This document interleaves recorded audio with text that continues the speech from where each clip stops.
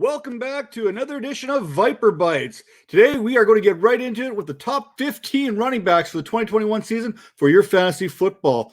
And we're going to get started. We know the names, we know where they're at, but how do we rank them? How do we separate them? How do we figure out who's going to be an RB1, who's going to be an RB2? Who do you want to get at that turn? We'll get into that here in a second. First off, let's get the party started because we got some controversy right off the top because I know I said it's top 15. I couldn't decide who to slide in. And there's a little bit of controversy here. You got the running back 8 and the running back 4 from last season. Coming in at number 15, we've got David Montgomery and Josh Jacobs. Now, Josh Jacobs, I had to find a way to get him in here. You guys know I'm a bit of a Raiders homer. But listen, running back 8 last year. That is something that you definitely got to get on board with. He's going at about running back 20 right now. And that's definitely something I think he could easily outperform going into 2021. And you take a look at what he did last year, 231 points per over the season, 15.4 points per game. We had a lineup of 272 yards, 1,065 yards rushing, 12 touchdowns. He did add 33 receptions on 45 targets last year. That was good for 238 yards. Now, the one knock on Josh Jacobs is that third down. What's he going to do on third down? There's a good chance if he's in the game on third down, the pass is not coming to him. Over his career so far, he does not have a third down reception under his belt. So the other thing we got to keep in mind, Josh Jacobs was also top 5 in attempts and touches and targets within the 5 yards and in. So when you're looking at drafting him, now Kenyon Drake was also in that, but we look at these numbers a little bit closer. He had 18 targets, touches inside the 5-yard line. I think Kenyon Drake led the league, who's now his teammate, with 21. Now, also at 15 here, I've got David Montgomery. It's my list. I can do what I want. I can put 2 guys in there.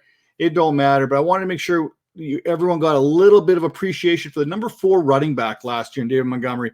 Yes, he had a bit of an easy schedule. Yes, Tariq Cohen was out. Well, Tariq Cohen's going to miss time off the start of the season. And all they got really there is Khalil Herbert and my boy there, CJ Marable. By the way, make sure you get him on your fantasy rosters. He's definitely a guy. I was on a show earlier this season talking about rookies. He's one of those guys that I love the small school. He's a guy you can definitely attain dirt cheap. He's probably on your waivers right now. He's definitely worth the lottery ticket at this point. But now moving on with David Montgomery, he's going at running back 18 last year. That's a drop-off from 4 to 18, another great value when you look at the ADP. A guy you're going to get probably in your drafts round 4, that 3-4 turn, he's going to be available and definitely going to outperform what he's going with because we know the situation there in Chicago is getting a little bit better. You got Justin Fields versus Andy Dalton. Both are upgrades on Mitch Trubisky. Then on the outsides, you've got Darnell Mooney and you've got Allen Robinson with a competent quarterback. That could spell trouble for a lot of defenses. Also throw in second-year tight end Cole Kmet. And if you want to get technical, Jimmy Graham is still there. I don't know how he's still there, but they chose him. He's still there. But let's dive into these numbers a little bit. There's training camp buzz. Matt Nagy's talking about 20 touches per game being a definite possibility for David Montgomery. You know what? Opportunity springs for fantasy points. We've seen this last year. We talked about Leonard Fournette years and years and years about how he's got that opportunity, how he gets that workload. That's what translated into those fantasy points. In came James Robinson, got that same workload, translated into another 1,000-yard rushing season for an undrafted rookie. Now, David Montgomery is definitely going to see those 20 carries per game, and he will turn that into something. Last year, 247 carries, just over 1,070 yards, chipped in with a nice 8 touchdowns, which is great value for him. He's definitely producing for you there. And then you throw into the receiving game, 54 receptions on 68 targets. He was being targeted in the passing game, even with Allen Robinson, even with Darnell Mooney coming on strong late in the season. He's definitely a guy they trust getting the ball into his hands. And what he was able to do with that was 438 yards and 2 touchdowns. Now, you're talking about a guy with almost 1,500 yards or just over 1,500 yards all-purpose with 10 touchdowns. Going at running back 18 right now. Yeah, there's a reason why he finishes RB4 last year.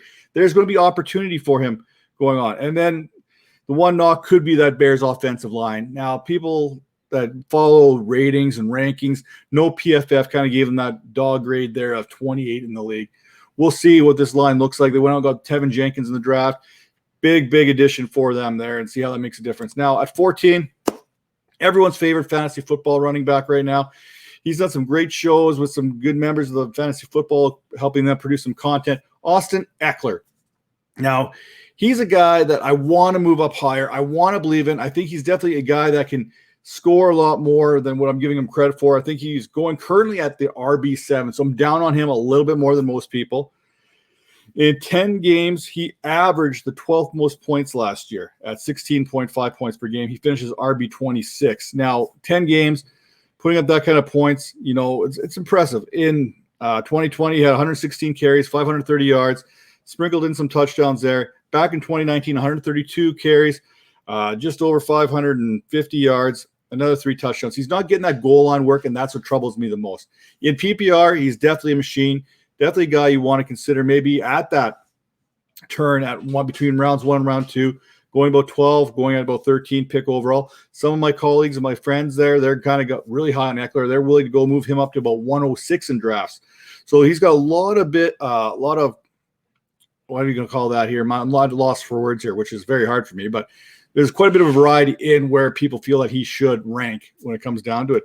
But you talk about where he gets it, it's in the receiving game. Last year, 54 catches in those 10 games, 64 targets.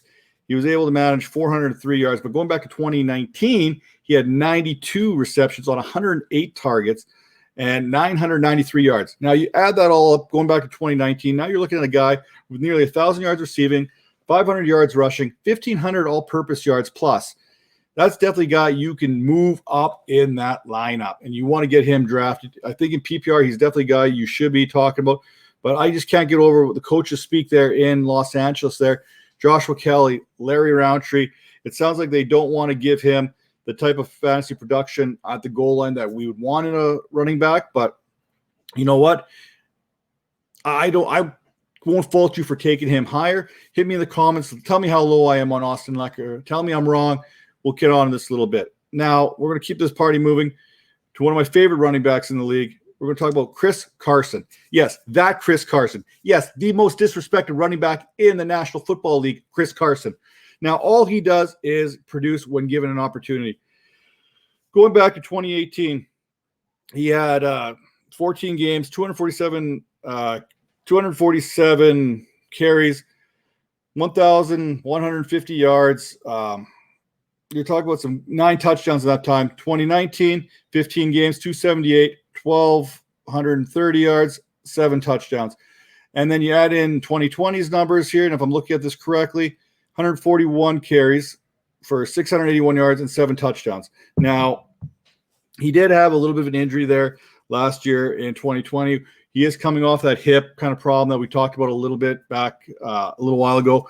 These are some things you should be concerned with, but I don't see them as huge red flags when talking about Chris Carson. Now, he's currently going as the RB16. So, again, he's moving up about 3 spots in comparison to the average draft position for the running back.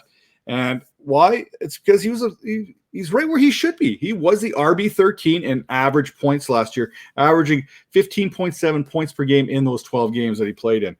Now, and you look behind him, you got Rashad Penny there. You've got Alex Collins doing some Lord of the Dance kind of Irish dance going on in the end zone. DJ Dallas, Travis Homer. These aren't exactly guys that you're afraid of supplanting Chris Carson when it comes to the workload going forward. And we've seen what these guys can all do when Chris Carson's not there, and it's not pretty. Pete Carroll knows this. Russell Wilson knows this. Everyone in the Seattle Seahawks organization knows this. Chris Carson's definitely a guy that's on the up and up for me when it comes to running back rankings. Now, on the opposite end of that spectrum is my number 12 running back, and that's Jonathan Taylor. Now, we could talk all about the injuries going on in camp right now. We could talk about Carson Wentz going down with a foot injury, and then we could flip over and talk about, Quentin Nelson, their best lineman. He's gone down with the same foot injury. They're talking about a 5 to 12 week period, which doesn't really do us any favors kind of with that wide range of outcomes there. Probably closer to 6 to 8 weeks would be my guess when it's all said and done. Plus, they've got another offensive lineman coming in that they signed via free agency, and Eric Fisher, who's coming off an Achilles tear himself. So there's going to be lots of questions along that offensive line, and where Jonathan Taylor doesn't get the passing numbers that you would hope for in a bell cow kind of running back that's going to produce for you in fantasy, That's a bit worrisome. That's why he's down here on my 12 spot. Now, he's currently going as RB9 in most drafts based on ADP. Last year, he finishes RB6 as a rookie, which is great. That was with Marlon Mack going down last year at the Achilles, who we know the Indianapolis Colts absolutely love Marlon Mack. Even when he was injured, they ended up re-signing him to another one-year kind of prove-it deal there. So let's look at Jonathan Taylor's numbers from last year and see how he got that RB6 status. 232 carries, 1,169 yards. He also chipped in with 11 touchdowns, and he did get 36 receptions out of 40 targets, which is telling me he could catch the ball. But when you got a guy there like Nyheim Hines, you know Nyheim Hines is going to get involved in the passing game. It's going to happen no matter what. We know coaches like Marlon Mack are going to want to see what he can do, kind of the veteran.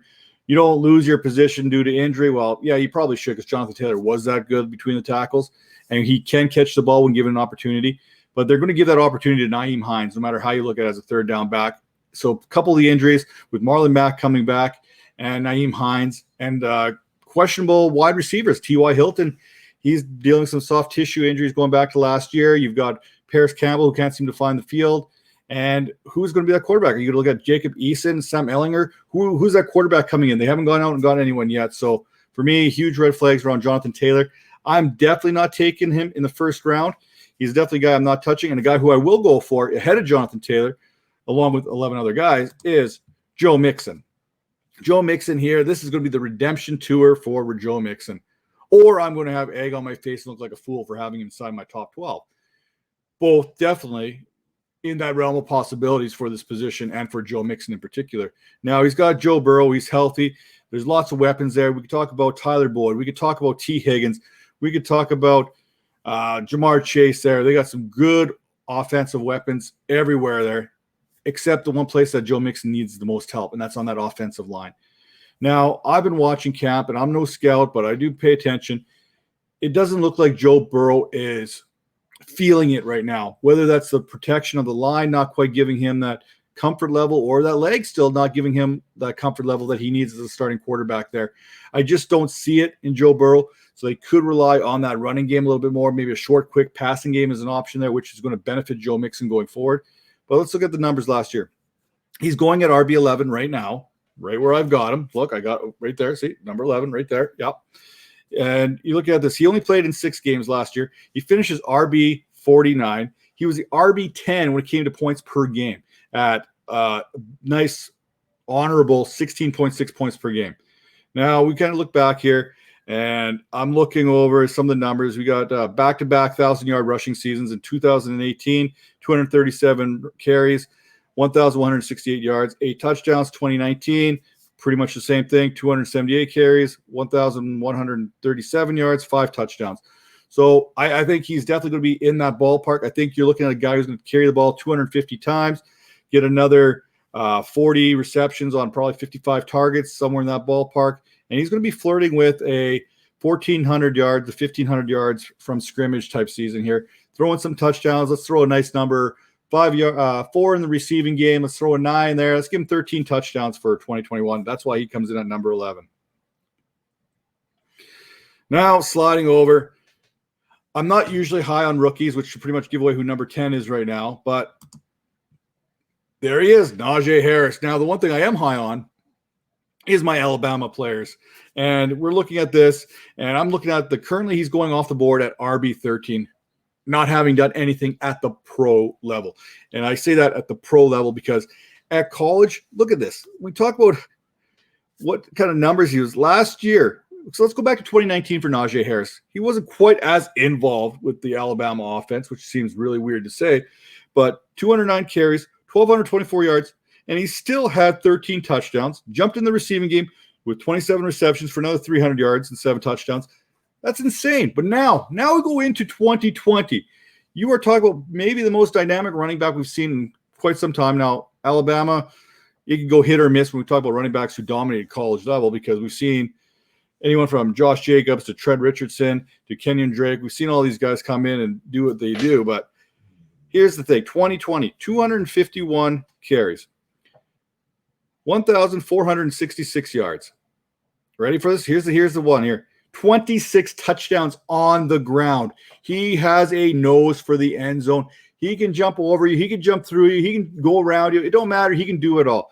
And then you throw into his 43 receptions for 425 yards and 4 more touchdowns. Are you kidding me? 30 touchdowns last year in college for Alabama. Yes, Alabama has pretty much a pro style offense. They do everything you ask them. Good defense, good offense. This is who he is. So I don't see this being a factor of hurting him. And here's it. At Alabama, he rested quite a bit in the second half because some of these games got out of hand, or also his numbers could have been higher. Now at Pittsburgh, we've got some offensive weapons there. Deontay Johnson, Juju Smith-Schuster, throw in Chase Claypool. You know, they've got Eric Ebron kind of catching passes from the tight end position. Pat Freiermuth, Ben Roethlisberger's back. But behind Najee Harris, it's like Benny Snell, some guy named McFarland. You know what? There's nothing there to really push Najee Harris for those touches in the backfield. I don't think that's going to be an issue. I think McFarland's going to have maybe some touches on third down. Benny Snell, we've seen him come there, done that. It ain't the answer in any way, shape, or form. Pittsburgh knows it. That's why they went out and got him in the first round.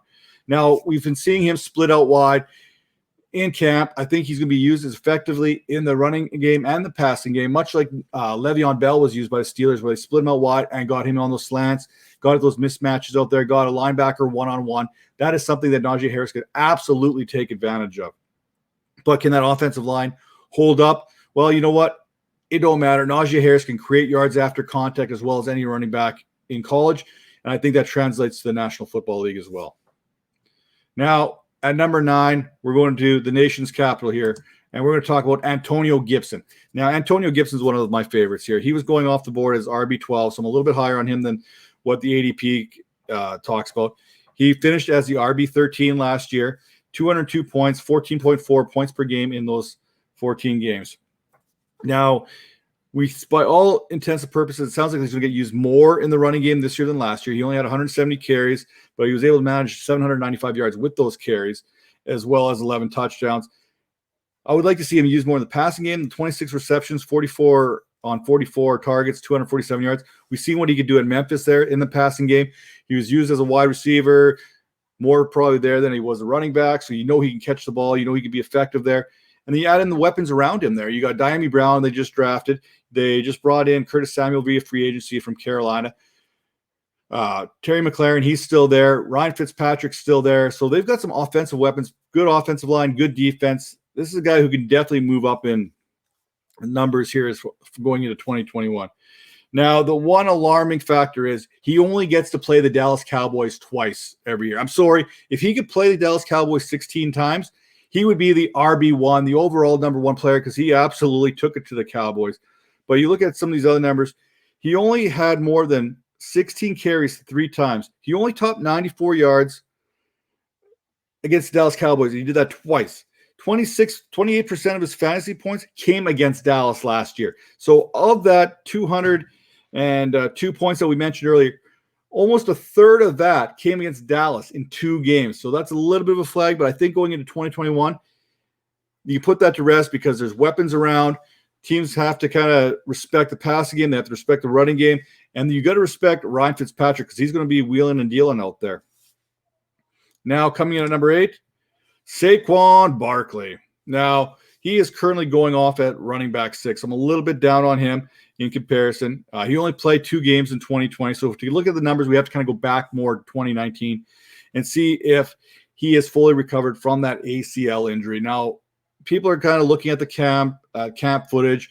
His one quad's a little bit smaller, some sort of atrophy or something along that line. You know, if you're a doctor, if you're smarter than me, look it up. It'll give you a better understanding. Basically, the muscles aren't quite what they used to be yet. It'll come. It's going to come, but he could be one of those players who's going to start off slow going into 2021. Giants could limit his touches, or they could be just talk about limiting his touches early, but I wouldn't expect him to be more than 20 touches in the first 2 or 3 weeks of the season, and that's where he's going to get kind of pushed back a little bit when we look at how these guys finish in 2021. Now, if we look at 2019, he had 217 carries, 1,003 yards, 52 receptions, 70 on 74 targets, 438 yards receiving. But if we go back even further, let's go back to 2018 where he absolutely destroyed the league and put his name on notice. He's on the end of everyone's tongue when you talk about fantasy drafts. why he was going RB1 in 2019 is because of the 2018 season. 261 yards, 261 rushing attempts, 1,307 yards, 11 touchdowns, 91 receptions. 91 receptions. That will get you on everyone's radar. It puts you on every team's radar. And if you get a portion of that going into 2021, if you get 60 to 70 receptions and maybe 250 carries, then I think he has an opportunity to even outperform this number 8 ranking. Now, the supporting cast in the Giants is better than it's ever been. Kenny Golladay was brought over via free agency. You got Sterling Shepard still there. You got Darius Slayton. Say what you want about Evan Ingram. He's still a threat on offense. And Daniel Jones is becoming more and more comfortable in this offense. And I think they're going to let him be himself, throw the ball a little bit more, use his legs. We've seen he's a very athletic quarterback. He can get outside. He can almost run it all the way to the end zone before he trips over the 20-yard line. So those are definitely things that are going to help Barkley. He's got more help this year than maybe he's had in past years. Now at number 7, Aaron Jones. Now, I love Aaron Jones as much as anybody. I would love to pair him up with one of my running backs a little bit earlier at the back end of rounds 1 and 2, start of round 2. Now, he's going off currently at running back 8, so I'm not too far off on this. He was the RB5 last year, 259 points, averaged 18.5 points per game, and that was over a 14-game window. Now, how do you do that? 200 carries, 1,100 yards rushing, 9 touchdowns, 47 receptions on 63 targets, 355 yards in the air, and then he did add another 2 more touchdowns to that total to boost those numbers up. Now, going even back further, 2019, the dude had 16 rushing touchdowns and 3 receiving touchdowns. That's 19 touchdowns he had going back to the 2019 season. Do I think he comes close to 19 touchdowns? No, because you just had Devontae Adams go off for 18 receiving touchdowns last year. You can't get 18 receiving touchdowns from Devontae Adams and 18 rushing touchdowns or total touchdowns from Aaron Jones. Or can you? This is the Aaron Jones last dance. Run it back one more time. I think this offense is going to be let loose. And I can't wait to see what they can do. Now, since 2018, Aaron Jones is actually 6th in rushing yards.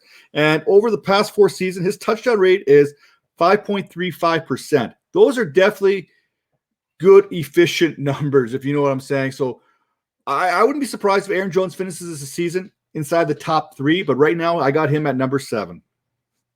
Now, why is he stuck behind number 7? This was tough because my 6 and 7, I was going back and forth. Who's it going to be?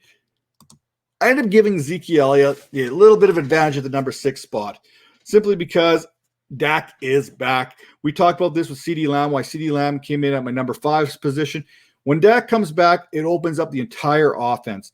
And you're looking at a guy here since entering the league. He has 44 games of 100 rushing yards. That's 14 more than anyone else. Thank you, Kyle Sope, for giving me those numbers. Kelly Soppe. I think I messed that up on the show when you came on with Daniel Dopp before. I stole that little bit of a fact from you there. So credit to where credit's due. But currently he's going off as the RB5. I got him at 6. I can see him going higher. He's a guy for me that could finish RB1. That's where he's at right now with everything going on in Dallas. That offense with Dak and the weapons on the outside. I could see Ezekiel Elliott being the number 1 running back when it's all said and done. But right now he's at number 6. Looking back on last season, there 244 rushing yards, 244 rushing attempts, 979 yards, 6 touchdowns. And then he also got into the receiving game with 52 receptions. Now, if he can get 50-plus receptions plus 1,200 yards, easy is what I believe he's going to get. Now you're looking at another one of those running backs who's going to be in that 1,600-yard range. But are they going to feed Zeke? That's going to be the question. Is he going to get those touchdowns? Could he get 10? Could he get 11? Could he get 12 touchdowns? Yes, he definitely could do that. That's all very possible because teams are going to have to play honest inside the box. He's not going to face stack boxes because of what he can do. And behind Derrick Henry, who we all know and love, Ezekiel Elliott is 2nd in rushing since 2018. So all these numbers point to Zeke still got it. He's going to get fed, and you're going to want to get him early in your drafts. If you can get him later, that's a bonus because I think he's going off about the 10. You probably get the 10, 11 range right now. Not quite into the second round. You got to get him in the first round. Sometimes he's dipping around to that turn in the second round, but right now I think he's a value, and I think he's going to easily outperform it. Now, the toughest guy for me to rank in all my rankings comes in at number 4. Again, like Elliott, I can see him easily finishing at RB1, mostly because he finished as RB3 last year. Alvin Kamara, number 5. Now, he's currently going off at RB3. He finished 2020, as RB1. He had 377 points in PPR. That's 25.2 points per game. He had 932 rushing yards on 187 attempts. Got involved in the passing game, 107 targets. 107 targets is what he had in the passing game. Now, we split this up. Now, here's where my problem comes in. I'm not sure if I should take Alvin Kamara in split versus out of split with Michael Thomas, or if I should take him with Taysom Hill as the quarterback. In games with Taysom Hill, he only had 11 carries for 50 yards, 15 carries for 88, 11 carries for 54, 12 carries for 45. He only had one game in that span where he had more than 10 targets, and he had 7 receptions in that, and no more than 50 yards receiving with Taysom Hill as the quarterback. So until we can see who wins that quarterback position, is it going to be Jameis Winston? Is it going to be Taysom Hill? My boy Calvin thinks it's going to be Taysom Hill. My other boy there, Jim Trotter, he thinks it's going to be Jameis Winston. I don't think anyone knows but Sean Payton how that's going to work out. And that's where it's going to be most difficult for me. Now, with Thomas out of the lineup versus Thomas in the lineup, Alvin Kamara was averaging 18.74 points per game with Michael Thomas in the lineup. When Michael Thomas went down and was out, that number jumped up to 30.89 points per game. Now, we're talking about a huge difference. You're talking about receptions going from 3.86, which is good for about 62 receptions over the season, to the 7 receptions per game to 112 out of split with Michael Thomas. So for me, Alvin Kamara could go up, he can go down. I don't know what to make of him, so I'm going to stick him right there firmly at number 5 and see how this quarterback battle plays out here. We'll go over the term here. So at number 4, Dalvin Cook. How can you not like Dalvin Cook? I'm not going to argue if you put him at 1 or 2 or 3. Well, I'll argue if you put him at 1 because that's a little too much here. But if you got him at 2, 3, 4, you're not going to get an argument from me. Currently, he's going off the board at RB2. That's where ADP's got him. Last year, he finished as RB2 with 337 points, 24.1. Only trailed Alvin Kamara in both those categories last year. Definitely getting the rushing attempts, 312 rushing attempts, 1,557 yards, 16 touchdowns. I don't think he's going to get 16 touchdowns. Now, what's going on with Kirk Cousins? Is he wearing out his welcome in Minnesota? How is that going to affect the passing game? I don't know. That's something to be see how that plays out. Kellen Mond right now is handling a lot of the quarterback duties during training camp until Kirk Cousins can get in there for, well, if you're paying attention to the news, you know exactly what that's about. So you look at his receiving yardage, 54 receptions, 361 yards, 1 touchdown. He had 54 targets last year. He's definitely a guy who could definitely get in there. He was second to Derrick Henry last year in rushing yards. So he can go up, he can go down. I just like 3 running backs a little bit more than I like Dalvin Cook. And like I said, Alvin Kamara could easily move up as well, depending on how that quarterback situation plays out. At number 3, it's that earlier mentioned Derrick Henry. Again, you could have him up, you could have him down. You're talking about the guy who led the league in rushing last year with 2,027 yards, 378 carries, 17 touchdowns, all led the league straight across the board. Now, he only had 19 receptions on 31 targets. So if you're going to knock him in PPR, that's probably where you're going to get it. But he's getting enough volume in the run game to keep him in a top 3 running back position for you. Now, here's the kicker. The guy was just the number 2 overall running back, or number 3 last year, with 331 points, averaging 20.8. So he trailed both Kamara and Dalvin Cook in points last year. But he led the league in rushing. And he's going at number 4, which is a little bit interesting because we all know there's a guy's coming back from injury. He's going to move. He's going to reclaim that throne at number 1. Now, Derrick Henry, what can you say about him? He's a beast. He's going to get those yardages. I don't know if he's going to get quite 360 carries this year, but I think 325 to 350 is definitely a pretty safe number for him. I think a good solid 1,800 yards is definitely there as well this year. Is there going to be a little bit of regression in the touchdowns?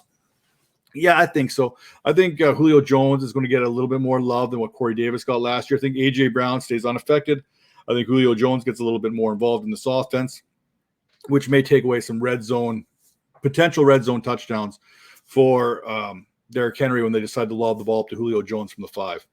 Now at number 2, Nick Chubb. Put some respect on this man's name. Now, I know we talk about him a little bit here and there. He's currently going at RB10. That is way too low. Now, I know a lot of people knock him in his PPR and everything like that because he doesn't get as involved in the passing game. You've got Kareem Hunt already in place. He was 9th in points per game last year at 17.3. 8th if you knock out Antonio Williams, who kind of charted in there with a 1-week wonder that have 20 points in that 1 week. But you're talking about Nick Chubb here playing in 12 games. He had that average of 17.3. He's finished as the RB11.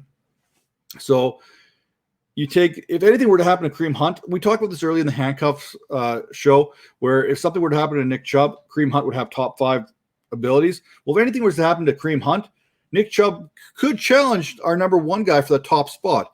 Now, if we look at some other numbers here, he finished with 190 carries, 1,067 yards, 12 touchdowns. He only had 16 receptions there last year on 18 targets, 150 yards, and 1 touchdown. Like Derrick Henry, he doesn't get involved in the passing game, but there should be enough volume, and he's efficient enough to do stuff with those carries to propel him up these boards. Now, some of the other numbers I look at a little bit cleaner is this is the most yards per rush in the first 3 seasons belongs to Nick Chubb, 5.3 yards per carry.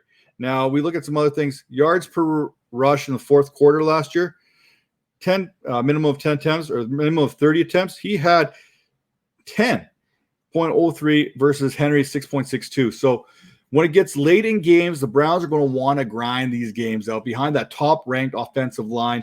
Nick Chubb is going to be that battering ram. They're going to mix in Kareem Hunt a little bit here and there. I think Kareem Hunt's going to have some standalone value in PPR. You're still going to be able to use him. He's still going to be an RB2, RB3 kind of guy. But I'm telling you, Nick Chubb is where it's at. So you're going to want to make sure you're riding Nick Chubb to championships this year. Now, at number 1, I could talk stats. I could talk numbers. We all know what Christian McCaffrey can do. Like, look at him. He's ready. Right now, he's ready. You can look at him. Currently, he's going at RB1. He finished the last year as the RB54 in only 3 games. That's right. He played 3 games last year, and he finished as the RB54. He averaged 30.1 points per game. He had 6 touchdowns. That means he was getting 2 touchdowns per game last year. Carolina also got better. Their defense is getting better, which means they're going to get the ball more on offense. They're forcing some turnovers. I really like what they're doing there in Carolina with that defense. But now you got Robbie Anderson. He's got Terrace Marshall. You got DJ Moore. You got Sam Darnold, who I think is an upgrade on Teddy Bridgewater, no matter how you want to look at it. This offense is dynamic here. And now if you want to go, let's just take a trip down memory lane. And we'll go back into 2017 as a rookie. 80 receptions on 113 targets. 2018, 219 carries, 1,098 yards, 7 touchdowns, 107 receptions on 124 targets. He had 1,800 yards from scrimmage, or just about 1,900 when you look at it. 1,900 yards from scrimmage in 2018. Now, 2019, he had 2,300 yards from scrimmage. He had 287 carries, 1,387 yards, 15 touchdowns. Flip him over to the receiver. He had 116 receptions on 142 targets for 1,005 yards and 4 touchdowns. 19 touchdowns in 2019.